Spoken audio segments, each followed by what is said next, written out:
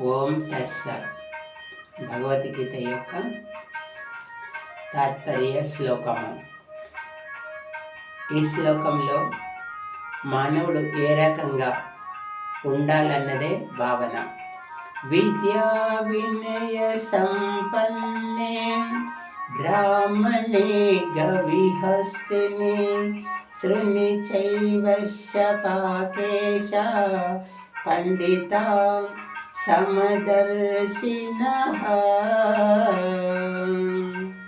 విద్యా వినయ సంపన్నుడగు బ్రాహ్మణుని అందును సునకమాంసం వండుకొని తినువాని అందును పండితులు సమదృష్టి కలిగి ఉందరు.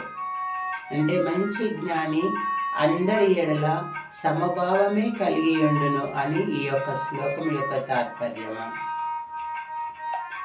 శక్నోతి హైవ యక్షోడుం రాక్షసేర విమోక్షయత్ క్రామ క్రోధో భవం వేగం సంయుక్త సుఖీ నరః. దేహత్యాగముందు ఎవడు క్రామక్రోధాది అర్సటి వర్గములను జయించునో అట్టివాడే యోగి అని చెప్పబడును. మనము మంచి ఉండంగానే మన శరీరము సహకరించినప్పుడే ఈ క్రోధములైనటువంటి భయంకర శత్రువులను జయించమని ఈ యొక్క శ్లోకం తాత్పర్యం. యతేంద్రియ మనోబుద్ధి మునిర్మోక్షపరాయణః హిగతేక్షాభయక్రోధ యస్సదా ముక్తయేవ సః. ఏ మానవుడు ఇంద్రియములు జయించి దృష్టిని భూమధ్యమును నిలిపి ప్రాణ వాయువులను సంధింపజేసి మనస్సును బుద్ధిని స్వాధీనమనర్చుకొనును అట్టివాడే ముక్తుడు అని చెప్పడం జరిగింది. ఈ శ్లోకంలో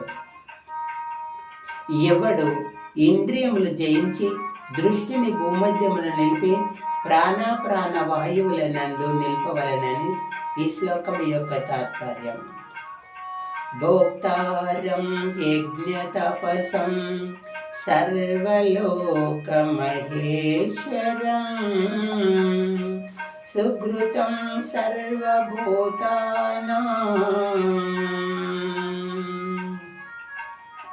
భోక్తారం యజ్ఞతపసం సర్వలోకమహేశ్వరం సుకృతం సర్వభూతానాం జ్ఞాత్వా మాం శాంతి మృక్షతి.